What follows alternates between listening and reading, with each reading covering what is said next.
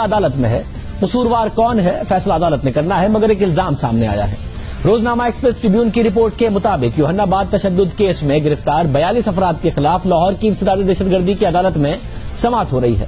اخبار سے بات کرتے ہوئے کیس میں ملزمان کو قانونی معاونت فراہم کرنے والے سماجی کارکن جوزف فرانسس نے الزام لگایا کہ سماعت کے دوران ڈیپٹی ڈسٹرکٹ پبلک پروسیکیوٹر سید انیس شاہ کی طرف سے گرفتار افراد کو پیشکش کی گئی کہ اگر وہ رہائی چاہتے ہیں تو اپنا مذہب تبدیل کر لیں، اسلام قبول کر لیں تو انہیں رہا کر دیا جائے گا.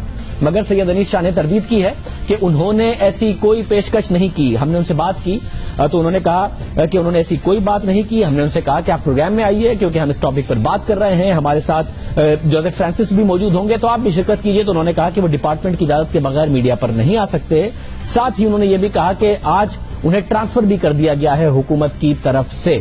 ابھی ہم حکومت سے پوچھیں گے کہ اس وجہ سے ٹرانسفر کیا گیا کیونکہ ملزمان کے وکلا کی طرف سے کہا جا رہا ہے کہ یہ پیشکش نہیں، اس سے پہلے بھی ایسا ہوتا رہا ہے، گرفتار ملزمان کو پیشکش کی جاتی رہی ہے.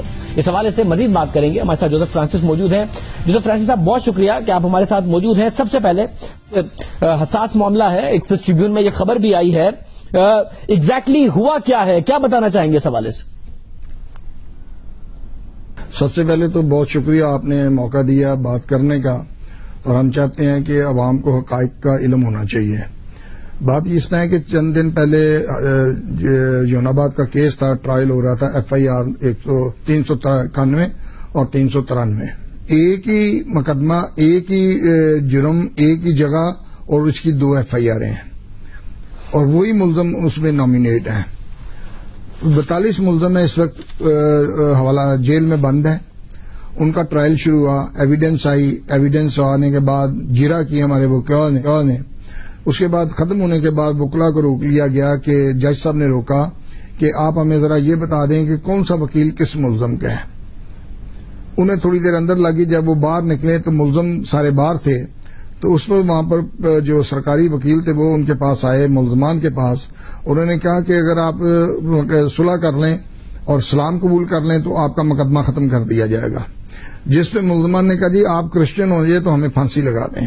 میں یہ بتانا چاہتا ہوں کہ یہ واقعہ جب پولیس میں یہ لوگ تھے انویسٹیگیشن کے لیے، اور اس وقت بھی ہوا ہے کہ پولیس ان کو زبردستی چاہ رہی تھی اسلام قبول کر لو تو ہم تمہیں چھوڑ دیں گے. اور اس میں ایک بچہ ایسا تھا جو کانے تھانے میں بند تھا، اور اس کے ساتھ اور بھی لوگ تھے. اور اس وقت انویسٹیگیشن آفیسر نے کہا کہ آپ اسلام قبول کر لو تو ایک نے کہا جی میں کر لیتا ہوں، اور اس کو پھر SP کے سامنے پیش کیا گیا اور اسے چھوڑ دیا. یہ آصف ٹاؤن کا بچہ ہے، مجھے نام تو اس کا پورا، لیکن اس کو چھوڑ دیا گیا. تو وہ بھی اسی واقعے میں ملوث تھا، اس پر وہ بھی اسی واقعے میں گرفتار تھا جس میں یہ باقی سب گرفتار ہیں، جس کا آپ کہہ رہے ہیں کہ اسے چھوڑ دیا گیا بعد میں؟ جی بالکل اس واقعے میں ملوث تھا. انہی لڑکوں کے ساتھ گرفتار کیا گیا تھا. ایک خاندان کے 6 بچے گرفتار کیے گئے جو ہم نے ضمانت کرائی، اور ایک کی ڈیتھ ہو گئی ہے. یہ بتاتے ہیں، انہوں نے بتایا کہ ہمیں جب مار پیٹ کر رہے تھے تو پولیس نے ہمیں کہا کہ اسلام قبول کر لو، تو انہوں نے کہا جی ہم نے نہیں کرنا، آپ نے جو کرنا کر لیں. ایک نے کہا جی میں کر لیتا ہوں، تو اس کو SP کے سامنے پیش کیا گیا اور اس کے بعد چھوڑ دیا گیا. یہ آصف ٹاؤن کا بچہ ہے.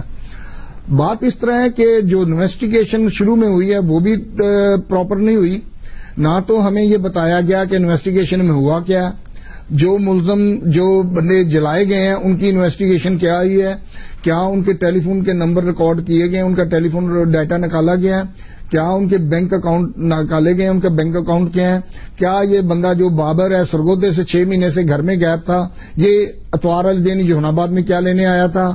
پھر دوسرا جو بندہ ہے اس کا نعیم شاید کیا نام ہے، اس کو کہا گیا کہ جی وہ شیشے کا کام سنڈے والے دن وہ وہاں کیا کام کرنا ہے، تو کسی دکان پہ شیشے کا پروف نہیں ہے.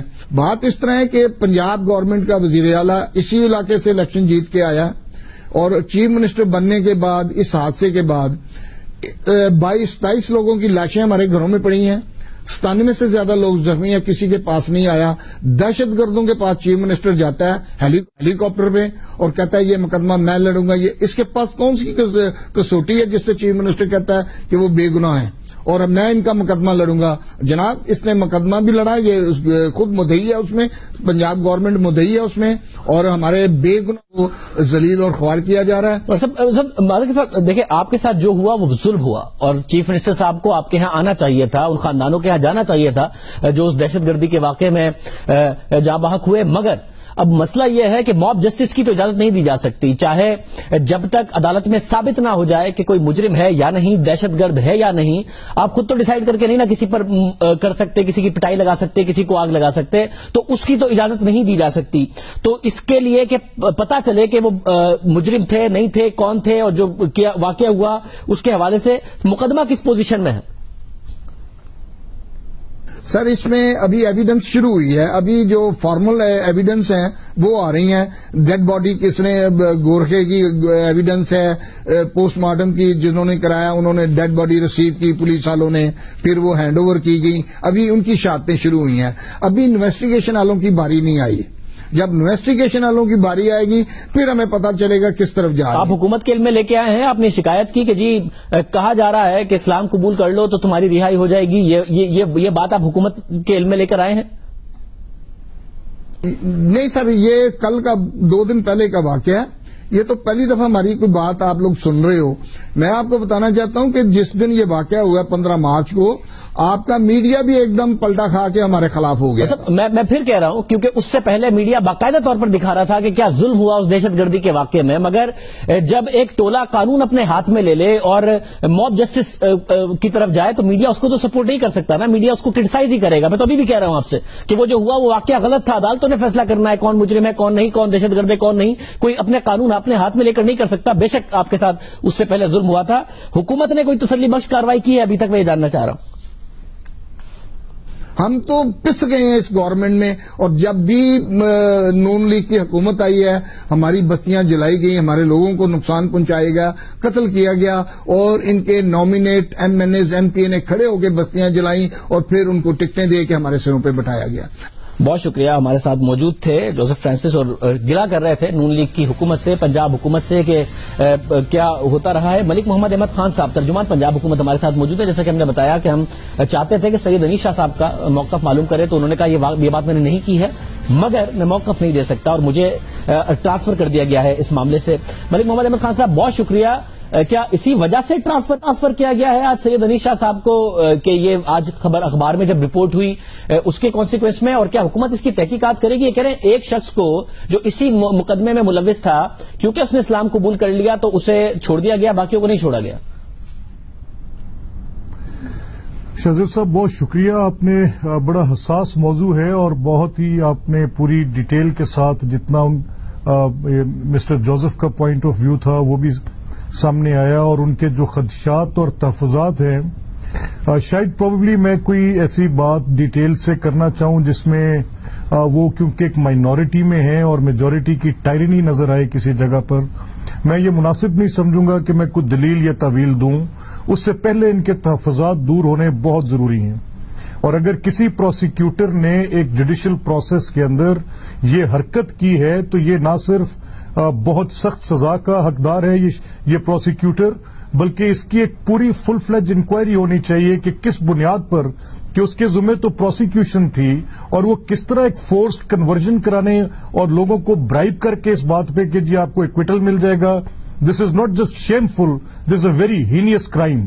اور اس کی جتنی بھی انکوائری میں جو فیکٹ فائنڈنگ ہوگی, یہ جو بھی پروسیکیوٹر ہیں, کیونکہ آپ کے پروگرام کے ذریعے اس میں یہ ایک آنےسٹ ایڈمیشن کروں گا to the part of government before coming here, we were not in picture of all this, کہ جو یہ بات کی جا رہی ہے, یہ مسٹر جوزف فرانسس نے کسی جگہ اس بات کی کمپلینٹ نہیں کی کہ کسی پولیس آفیسر نے کسی ایک اکیوز کو اس بنیاد پر چھوڑا. اس پروگرام سے پہلے ایکسپریس ٹریبیون میں یہ سٹوری چھپی ہے اور کافی ٹائم سے لگی ہوئی ہے. پنجاب حکومت کافی تیز ہے, میں امید کر رہا تھا کہ پتا, ہم نے ٹاپک بتایا بھی تھا آپ کو پروگرام میں بلانے سے پہلے, بٹ آپ یہ کہہ رہے ہیں کیونکہ سید انیس شاہ صاحب کہہ رہے ہیں کہ وہ انہوں نے نہیں کہا یہ, مگر یہ کہہ رہے ہیں کہ ایک شخص رہا بھی ہوا ہے اس بنیاد پر, تو آپ تحقیقات بھرپور انداز میں پنجاب حکومت کرے گی, اور جہاں پر اگر کوئی ذمہ دار ہوا تو کارروائی کی جائے گی, آپ کہہ رہے ہیں؟ بالکل, absolutely, and I have to admit my naivety here کہ میں مطلب honestly being spokesperson to the government of Punjab, اور اس طرح کا معاملہ جو اس وقت پوری گورنمنٹ کا نیریٹو ہے، آپ کے سامنے پرائم منسٹر پاکستان کی سپیچز ہیں جو انہوں نے ہولی کے موقع پہ کی، جامعہ نعیمیہ میں کی، اور ہمارا پورا فوکس ہے کہ ہم ایک ٹالرنٹ سوسائٹی کی طرف بات کو لے کر جائیں. ہماری حتی الوسع کوشش ہے کہ یہ شدت پسندانہ سوچ اور خیالات، اور وہ پھر گورنمنٹ کے اپنے اپریٹس میں، اور وہ بھی پروسیکیوشن کے لوگ، اور وہ بھی جو کورٹ میں جا کے پروسیکیوشن